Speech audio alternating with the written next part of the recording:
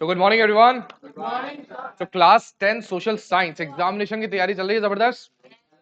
So definitely examination की तैयारी में one more step आज लेकर के आए आप सभी के लिए very important क्वेश्चन जो अपकमिंग एग्जामिनेशन क्लास 10 2025-26 के लिए मोस्ट इंपॉर्टेंट है सोशल साइंस के लिए.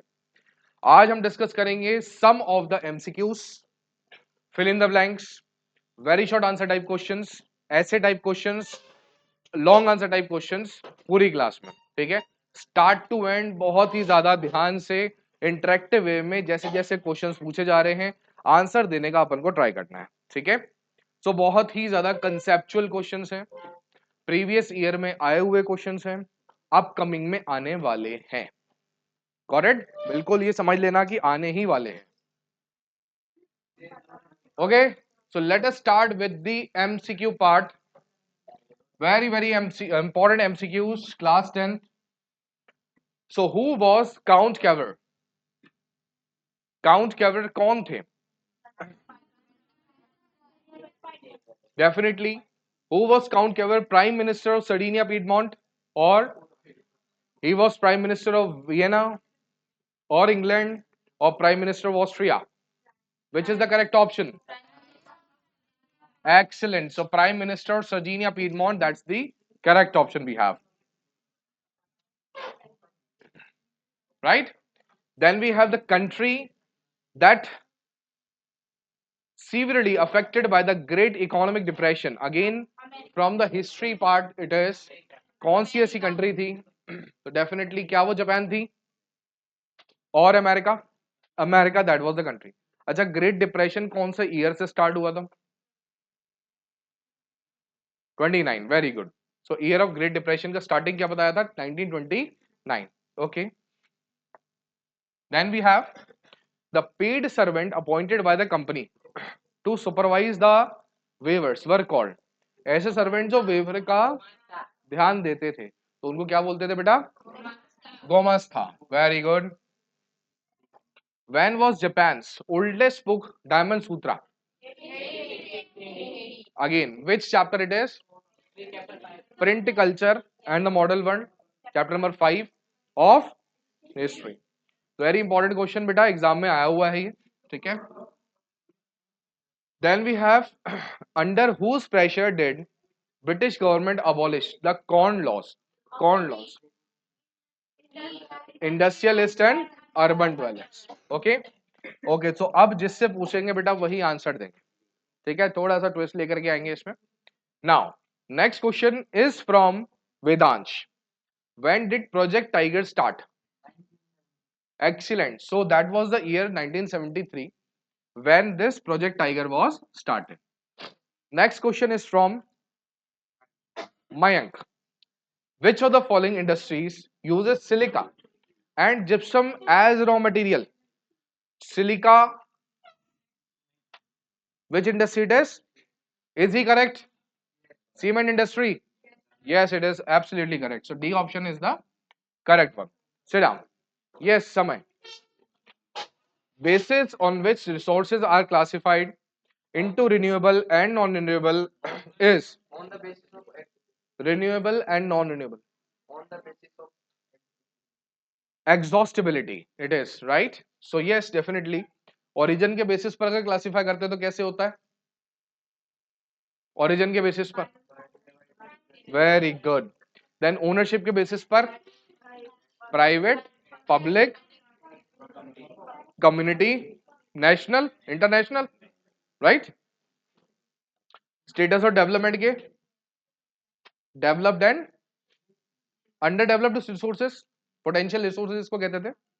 On the basis of exhaustibility, जो कि हमने already पढ़ा. Very good, समय. Sit down. Next to it is the first jute mill was established in Bengal. In अच्छा बंगाल में फर्स्ट जूट मिल स्टैब्लिश हुई थी. ठीक है, तो अच्छा कौन से ईयर में स्टैब्लिश हुई थी बताएंगे Agnesh? First jute mill was established in Bengal in which year?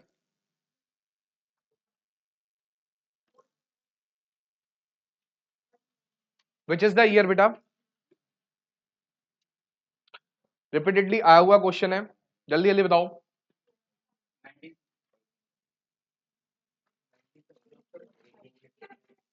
Is it year 1855, 60, 62 or 72? Very good. 1855, that's the correct option. Sit down. Whose published writings led to the start of Protestant Reformation movement in Europe? Yes, Sagar. Martin Luther. That's the correct option. Very good. Sit down. Yes, Harshit. In which country is the famous Bretton Woods place located? Bretton Woods कहाँ पर located है? Are you sure? Yes, he is saying America. Bretton Woods कहाँ पर है बेटा? America? Correct option. Okay, then we have when were, sit down beta. Next turn is of Arushi. When were plants first included in the list of protected species? Plants को सबसे पहले कब protected species की category में रखा गया था? बताइए भाई.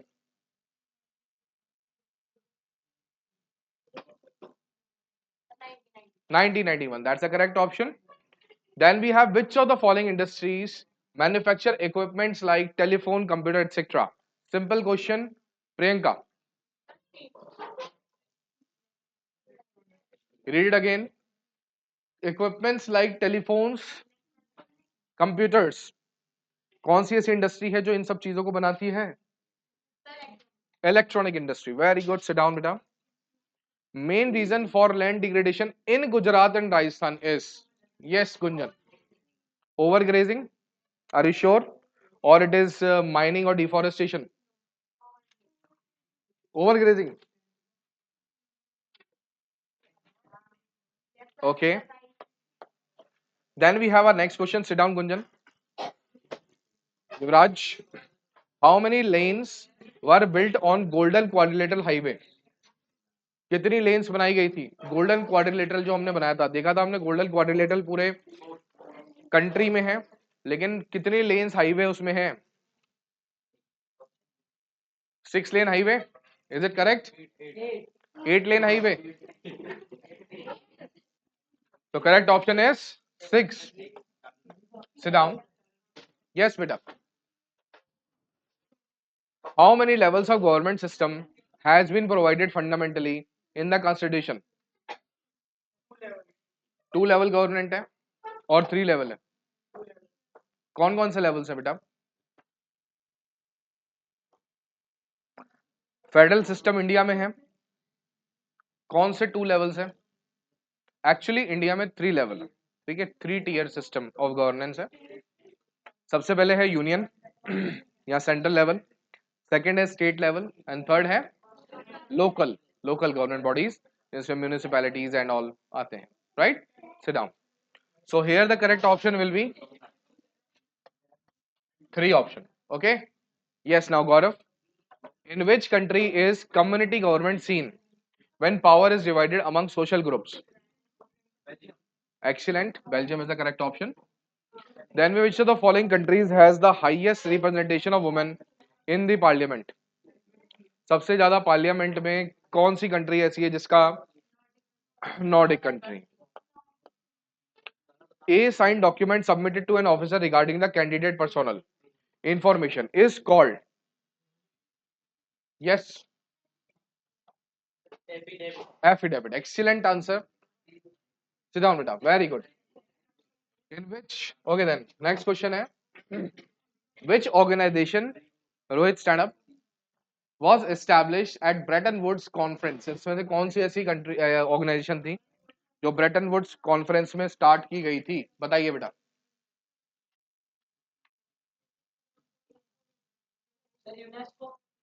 Are you sure?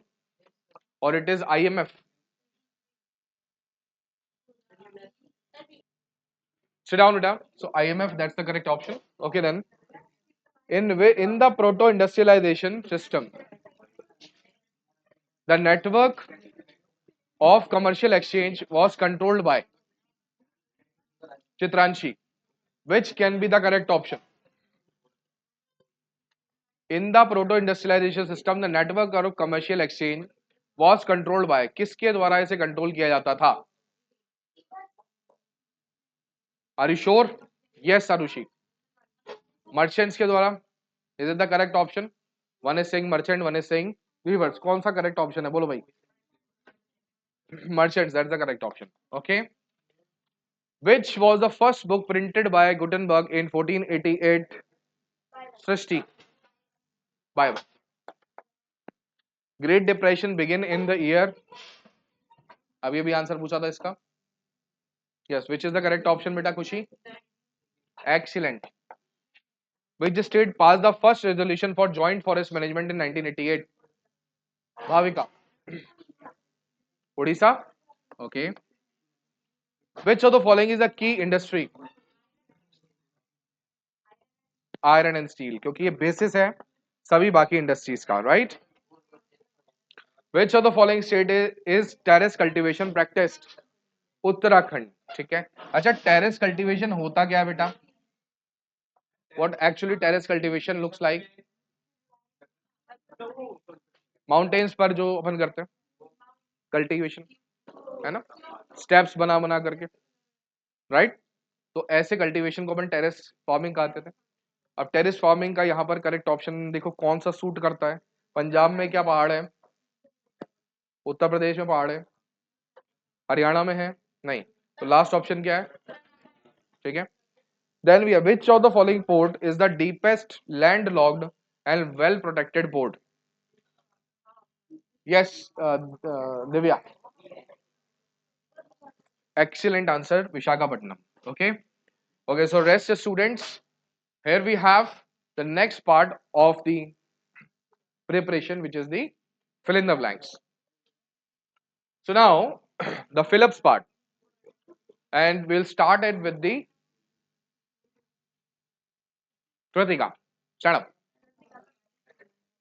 Golden quadrilateral super highways projects are being implemented by the dash.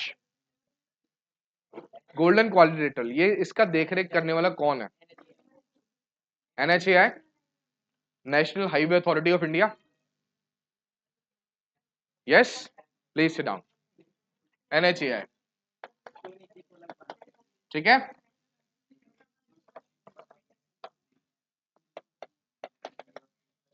The passion for dash and freedom are the basis of democracy. Respect. Excellent. Okay. Then next question is from Vedansh. Workers in the dash sector dash do not produce goods. Tertiary sector, इसमें सिर्फ और सिर्फ services provide की जाती है, right?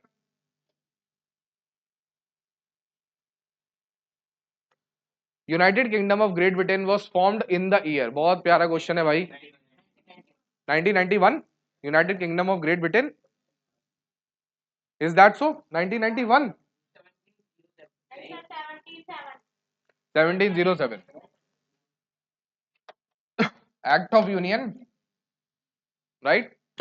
Then slash and burn agriculture is called dash in Manipur, क्या बोलते हैं इसको? स्पेलिंग PAM, और क्या बोलेंगे इसको? PAMLAW, right? Okay, so here one question has been missed. Starting around dash, some far-reaching changes in policy were made in India. बेटा 1991 है ना, तो 1991 में न्यू इकोनॉमिक पॉलिसीज, जिसमें लिबरलाइजेशन, प्राइवेटाइजेशन, ग्लोबलाइजेशन, इसे इंप्लीमेंट किया गया था, याद है? और यहां पर इसको लिखेंगे अपन, democracy is not simply rule by dash opinion. Yes अग्नेश,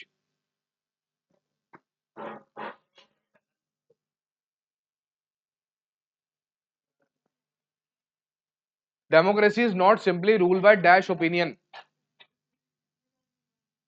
rule of majority beta, rule of majority. Sit down.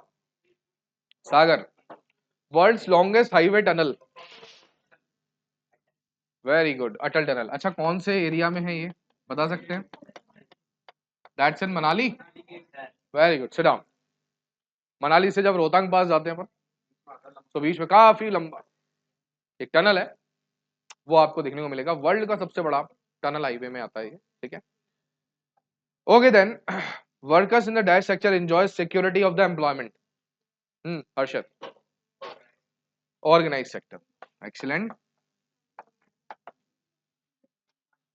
There are dash important networks of pipeline transportation in the country. Gunjan, how many? Three. Okay. In democratic government, decision take more time than. Very good.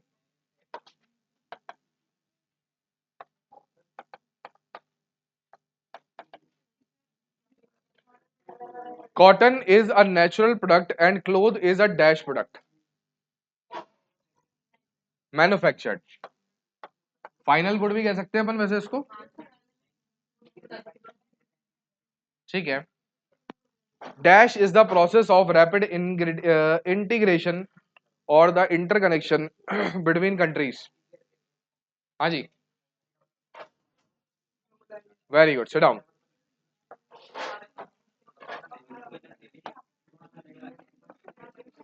So this is how we have discussed MCQs and fill in the blanks part. Now we'll move towards the very short answer type question. Okay. So here we have very short answer type questions. अच्छा, exam में अगर हम सिर्फ और सिर्फ section A को complete करते हैं, सिर्फ और सिर्फ सेक्शन, तो कितने मार्क्स कवर होते हैं हमारे? 36 मार्क्स। कितने बेटा? और स्कूल में अगर हमारा परफॉर्मेंस अच्छा है, 20 मार्क्स हमें इंटरनली मिल सकते हैं। तो 56 मार्क्स गेन करना कोई बड़ी बात नहीं। और फर्स्ट सेक्शन में कितने आते हैं? सिर्फ और सिर्फ 18 MCQs, 6 fill in the blanks and 12 very short answer type question. और very short answer type question कैसे हैं, जो अभी हम डिस्कस करेंगे। Simple one liner questions, even कुछ ऐसे जिसका वन वर्ड आंसर है, लेकिन आंसर कभी वन वर्ड में नहीं देना बेटा, है ना, उसको एक लाइन में देना। ओके, तो अगर हम थोड़ा सा स्मार्ट वर्क कर ले, 56 दो बेसिक नंबर है जो कि हमारे आ सकते हैं, बिल्कुल बेसिक। समझ रहे बात को? थोड़ी और अच्छी सी मेहनत कर लेंगे तो विल इजीली अप्रोच 70 मार्क्स। और अगर एक्सीलेंट वाली हम मेहनत कर लें तो 100 लाने से तो हमें कोई रोक सकता ही नहीं, है ना। बट यहां पर गेम है स्मार्ट प्लेइंग का। सब कुछ नहीं पढ़ना, पढ़ना क्या है, ब्लू प्रिंट के हिसाब से किस चैप्टर में से क्या आता है वहीं पर ध्यान दें। ऐसे टाइप नहीं आएंगे, वो चैप्टर को हमें ऐसे टाइप नहीं करने, जबरदस्ती लगे रहते हैं लर्न करने में, अरे भाई आ ही नहीं रहा। तो स्मार्ट वर्क करेंगे, डायरेक्शन सही रहेगा अगर मेहनत का, अल्टीमेटली 100 मार्क्स लाने से कोई हमें नहीं रोक सकता। करेक्ट? तो आइए very short answer type question discuss करते हैं। Who was किटागावा उटामारो? किटागावा उटामारो, ठीक है। एक्चुअली ये चैप्टर कौन सा है? प्रिंट कल्चर, ठीक है। He was a renowned Japanese painter. क्या था वो भाई? जापानीज पेंटर था। He was widely known for his contribution to an art form called ukiyo. और इसकी कौन सी आर्ट फॉर्म बहुत फेमस थी? उकियो आर्ट फॉर्म फेमस थी बेटा। Who edited weekly magazine Bengal gazette? बहुत जबरदस्त क्वेश्चन है। रिपीटेडली इस बंगाल गेजेट जो चैप्टर है, ये जो टॉपिक का है बेसिकली, इससे अलग अलग तरीके से क्वेश्चन आता है, तो इसको इंपॉर्टेंट मार्क कर लेंगे अपनी बुक में जहां पर अपन रीड करते हैं, ठीक है। कौन थे सर जिसने इस वीकली मैगजीन को एडिट किया था? नाम है James Augustus Hicky. James Augustus Hicky. Year कौन सा था? 1780, ठीक है। Okay now, which two activities were included in Chipko movement? Chipko movement क्या था वो हमें पता है, हिमाचल प्रदेश में इसकी शुरुआत हुई थी। पेड़ों को जाकर के हक किया था, क्यों? क्योंकि इंडस्ट्रियलिस्ट आकर के उनको काटना चाहते थे, उनके बिहाफ पर कुछ मैन्युफैक्चरिंग, कुछ इंडस्ट्रीज वगैरह सेटअप करना चाहते थे, होटल्स बनाना चाहते थे। तो जिसके चलते पेड़ों को हक किया गया था कि भैया इनको काटने से पहले हमें आप परेशान करेंगे, ठीक है। तो उसका नाम ही दे दिया गया चिपको मूवमेंट, क्योंकि हम क्या गए, चिपक गए पेड़ों से, राइट। तो उसमें क्या दो चीजें हुई थी? तो first of all stopping deforestation in the Himalayan region, Himalayan region से डिफॉरेस्टेशन को।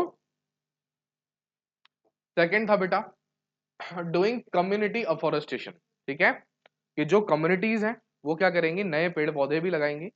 ये मेनली दो प्रोसेस हुए थे चिपको में। How many organs of government are there, अब ये भी हमने इसको एमसीक्यू में पढ़ा था। तो कितने हैं बेटा? अब कौन से ऑर्गन्स है? Legislature, excellent. लेजिस्लेचर का काम क्या है बेटा Gaurav? Law making, very good. Executive का काम क्या है? Implementation of law, follow up लेना, ठीक है। देन जुडिशरी का काम क्या है वेदांश? इफ लॉ नहीं प्रॉपरली फॉलो किया गया उसके लिए क्या पनिशमेंट्स हो सकते हैं, ठीक है। जस्टिस का काम किसका है? What do you understand by sex ratio? Sex ratio का मतलब क्या है? 1000 मेल्स फीमेल्स कितने, ठीक है, इनका कंपैरिजन जो है इस रेशो को हम बोलते हैं क्या? ओके, इंडिया का सेक्स रेशो अच्छा है या खराब है, फेवरेबल है अनफेवरेबल है? अनफेवरेबल है, राइट। तो देखिए नंबर ऑफ गर्ल चिल्ड्रन पर 1000 boys in an area is called sex ratio. नहीं, 1000 बॉयज अगर हम देखते हैं किसी सेक्शन में तो गर्ल्स कितने हैं? जैसे 929, 949, ये गर्ल्स का रेशो, ठीक है।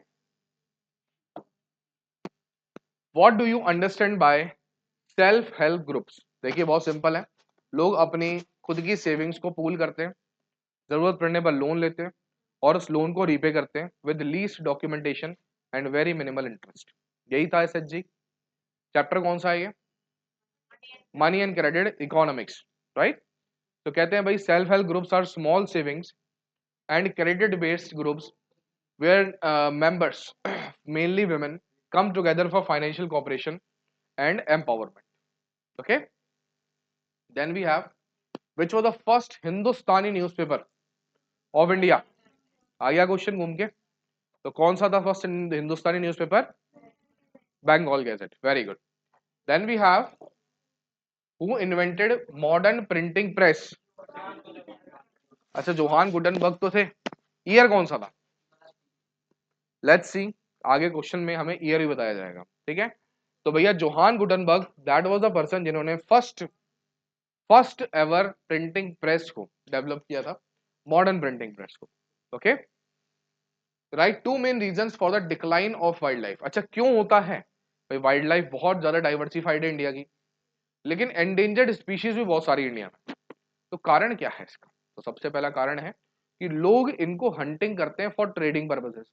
जैसे मैंने बताया था राइनोसेरस होता है, उसके हॉर्न के लिए उसको मार दिया जाता है, काट दिया जाता है, उसके हॉर्न को बेचा जाता है। सेम वे आइवरी, हाथी के जो दांत होते हैं उनको निकालने के लिए हाथी को। देन क्रोकोडाइल, उसकी स्किन के लिए उसको मारा जाता है। तो ऐसे, then we have tiger also, lion. तो कहानी क्या है, ये सब किया क्यों जा रहा है? ट्रेडिंग पर्पसेस के लिए, पोचिंग के लिए, ठीक है। That is why wildlife क्या हो रही है, धीरे धीरे करके कम होती जा रही है, ट्रेडिंग के लिए मारना। श्रिंकिंग ऑफ हैबिटेट, दूसरा क्या है कि हम लोग एक्सपेंड होते जा रहे हैं। अब भाई शहर तो ऑलरेडी कंप्लीट हो चुके हैं, तो हम लोग कहाँ एक्सपेंड होते हैं? ओल्ड जो फॉरेस्ट थे हमारे, उनको काट करके अब सेटलमेंट्स क्रिएट किए जाते हैं। जब हम एक्सपेंड होंगे तो धीरे धीरे हम किसके घर को डिस्टर्ब कर रहे हैं? जानवरों के। वो कहते नहीं बेटा यहाँ पर लेपर्ड आ गया, यहाँ लेपर्ड आ गया, तो बेसिकली लेपर्ड नहीं आया, हम उनके घर में चले गए, है ना। अब वो कहीं तो निकलेगा ना भाई, वो जैसे ही बाहर निकलता है सामने रोड आ जाती है। तो ऐसा देखने को मिलता है क्योंकि हम लोग उनके घर को डिस्टर्ब कर रहे हैं। हम लोग क्या कर रहे हैं, ठीक है। So right, two main reasons for the decline of wildlife, जो कि हमने डिस्कस किया। और what is the current system of governance in Belgium? That is the federal system. अच्छा, फेडरल सिस्टम, ठीक है। Belgian form of governance, very very important, exam में आता है ना, तो आपको आना चाहिए बेटा, बेल्जियम फॉर्म ऑफ गवर्नेंस, ठीक है। चलो जी, बहुत ही सिंपल है। In which country income inequality is lesser than any other country? तो सबसे बढ़िया बात है साहब, इनइक्वालिटी कम है इनकम को लेकर के, ऐसी कौन सी कंट्री है? हंगरी। कौन सी कंट्री बच्चों? Hungary. So here we have then next question. What do you mean by liberalisation? Liberalisation वो प्रोसेस है जिससे हम ट्रेड में आए गए रेस्ट्रिक्शंस को रिमूव करते हैं, फॉरेन ट्रेड को और ज्यादा प्रमोट करते हैं. राइट. कंज्यूमर कौन है? जो गुड्स एंड सर्विसेज को परचेज करता है ताकि वो अपनी वांट्स को क्या कर सके? सेटिस्फाई कर सके, गुड्स को भी और सर्विसेज को भी. ओके. देन वी हैव, ये कितने सिंपल क्वेश्चन है. Where was first printing press establish in India? India में पहली प्रिंटिंग प्रेस कहाँ आई थी? तो गोवा में आई थी बेटा. Right. What are the two main factors responsible for establishment of industry? क्या दो चीजें हैं जो कि चाहिए इंडस्ट्रीज के सेटअप के लिए?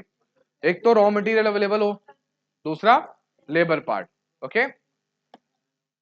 Then we have biodiversity. क्या होता है भाई?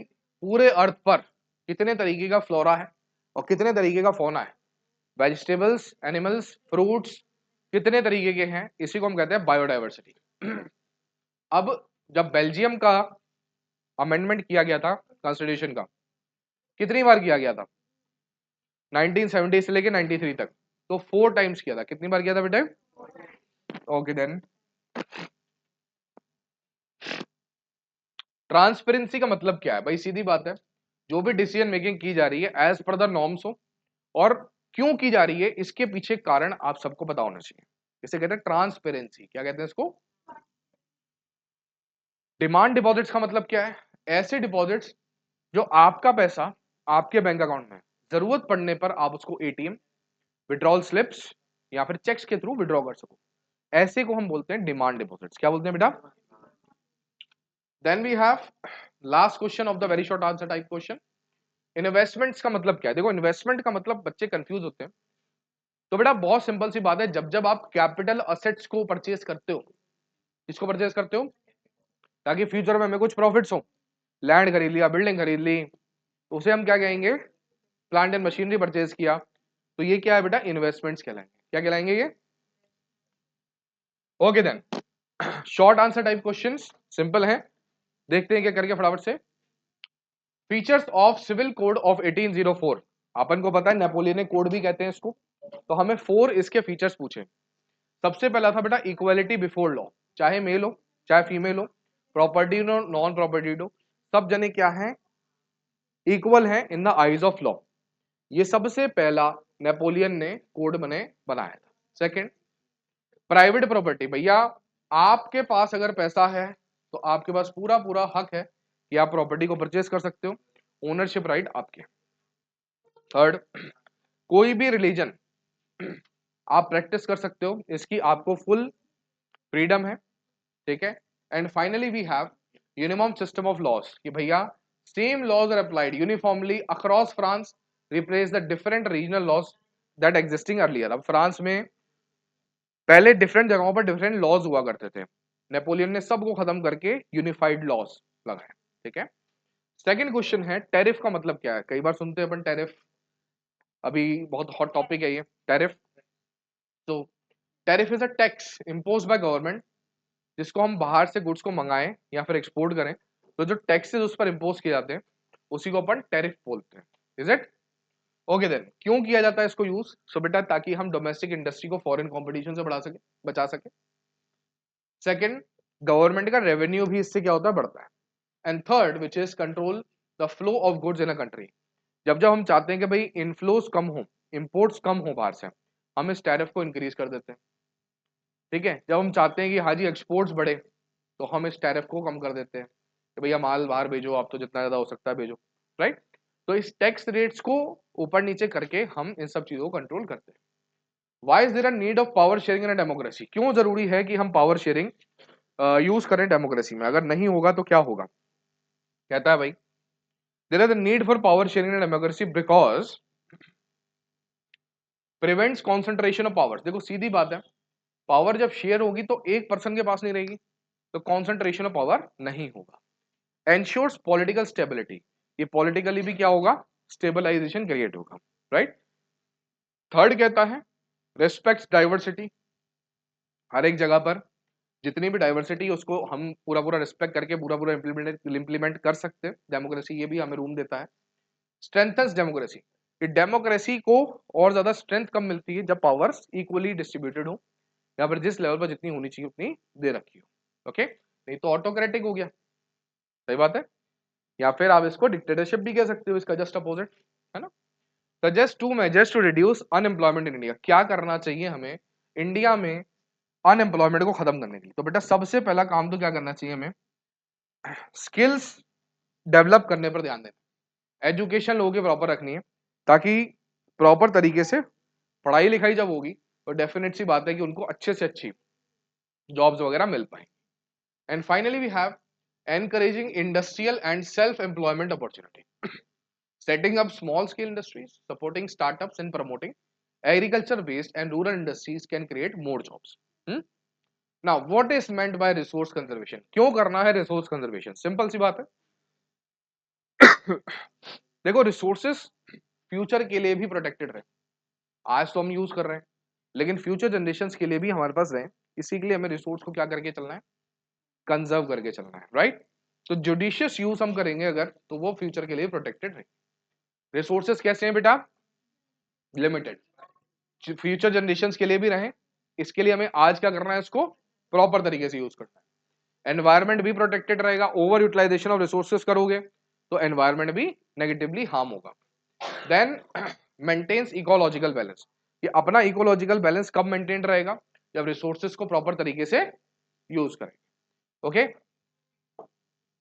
अगर हम पूरे पेट्रोलियम को खत्म कर दें अर्थ से, ऑब्वियस सी बात है इकोलॉजिकल बैलेंस डिस्टर्ब होगा, राइट। तो कोई भी रिसोर्स अगर खत्म होता है तो हमारा इकोलॉजिकल बैलेंस तो डिस्टर्ब होता ही होता है। ओके ना, when does the problem of communalism arise, अब कम्युनलिज्म होता क्या है, वो कम्युनिटी बेस्ड पॉलिटिक्स जब की जाती है तो उसे हम क्या कहते हैं, कम्युनलिज्म। पर ये प्रॉब्लम कब बन जाता है, तो बेटा प्रॉब्लम बनता है जब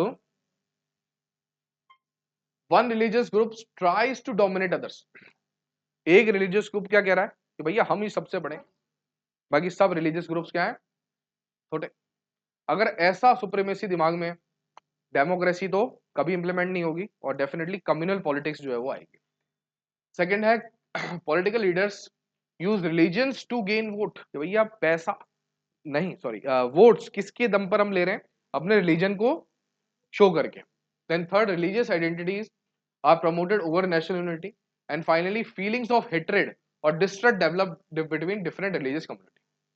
ठीक है जी, फिर आता है रोमांटिसिज्म, क्या है भाई, अपने देश के प्रति प्रेम को हम बढ़ावा दें, इसी मूवमेंट को हम कहते हैं रोमांटिसिज्म। 18th और 19th सेंचुरी में ये आया था।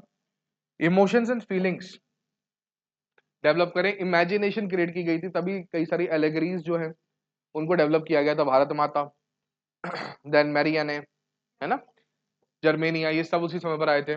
Love for nature and individual freedom and expression, ठीक है, कई सारे सॉन्ग्स हाइम्स उस समय पर डेवलप किए गए थे ताकि लोग क्या करें, अपने नेशन के प्रति और ज्यादा जुड़ाव रखें। What do you mean by canal colony, देखो पहले जो जगह बिल्कुल बैरन थी, कैनल के थ्रू उसको डेवलप किया गया, तो उसको हम क्या नाम दे देते हैं, कैनल कॉलोनी नाम देते हैं। Canals were built to supply water, lands were given to shelter settlers for farming, agriculture production increased. Okay, then we have, what do you understand by intensive subsistence farming, China और India में बहुत होती है ये तो है क्या ये, it's a type of agriculture practice mainly in densely populated areas, ऐसी जगहें जहां पर बहुत ज्यादा पॉपुलेशन है, वहां पर ऐसे चीजों को डेवलप किया जाता है, इस तरीके की फार्मिंग को किया जाता है, where farmers use small land holdings and produce crops mainly for their own consumption। ठीक है, its main features are high use of labour, small farms होते हैं और फैमिली लेबर ही इसमें रहे, हाई क्रॉपिंग इंटेंसिटी, कि छोटी जगह पर क्रॉपिंग ज्यादा की जाती है। What AIIMS do people generally seek through development, development के थ्रू क्या एम्स लोगों के दिमाग में आते हैं, तो बड़ा सिंपल है, बेटर इनकम रहेगी हमारी ताकि हम बेटर लाइवलीहुड अर्न कर सकें, इक्वल अपॉर्चुनिटी सबको मिले, क्वालिटी ऑफ लाइफ हमारी, स्टैंडर्ड ऑफ लिविंग हमारी बढ़े, and then finally freedom and security, भाई आज तो पैसा है, फ्यूचर के लिए भी हम डिपॉजिट करके रखें, जमा करके रखें, इस चीज को भी इंश्योर किया जाता है। Then we have long answer type question, the last part, what were the circumstances that led to the start of NCM, तो बेटा सबसे पहला क्या था ऐसा जिसकी वजह से एनसीएम की शुरुआत हुई। दैट वाज द एनसीएम का शुरुआत का रीजन क्या था? जलियांवाला बाग मैसेक्टर, राइट। इसके चलते सबसे पहले एनसीएम की शुरुआत की गई थी। हुआ क्या था जलियांवाला बाग मैसेक्टर में? That we have already discuss. एक जलियांवाला बाग था बेटा, जहाँ पर लोग पीसफुल गैदरिंग के लिए आए थे, डिस्कस करने के लिए रॉलेट एक्ट के बारे में, एंड फाइनली वहां पर बंद करके गेट्स को जनरल डायर ने जो है वो अंधाधुंध गोलीबारी करी थी, राइट। तो ये था रॉलेट एक्ट, द लॉ। इसकी वजह से क्या हुआ था साहब कि किसी भी जो पॉलिटिकल लीडर है हमारे इंडिया के, उसको इम्प्रिजमेंट किया सकता है 2 साल के लिए without trial. Impact of world war 1 and finally खिलाफत मूवमेंट, ठीक है। ये 4 कारण थे जिसकी वजह से हमारा एनसीएम की शुरुआत हुई थी। Okay, these factors created a strong wave of nationalism and led to Gandhi to launch the NCM. How did East India Company destroy Indian cotton textile? तो भाई कैसे इंडियन टेक्सटाइल मार्केट को खत्म कर दिया था हमारे ये जो ब्रिटिशर्स थे उन्होंने। तो भैया सबसे पहले तो प्रमोट करते थे किसको? वो फॉरेन गुड्स को, कि भाई ये देखिए ब्रिटिशर्स के गुड्स हैं, कितने फिनिश गुड्स हैं, अच्छी क्वालिटी के हैं, है ना। सेकंड होता था इंडियन टेक्सटाइल पर टैक्सेस बढ़ा दिए, तो वो कपड़ा क्या हो गया? महंगा हो गया। रॉ कॉटन अगर आप एक्सपोर्ट करते हो तो सस्ते दाम पर।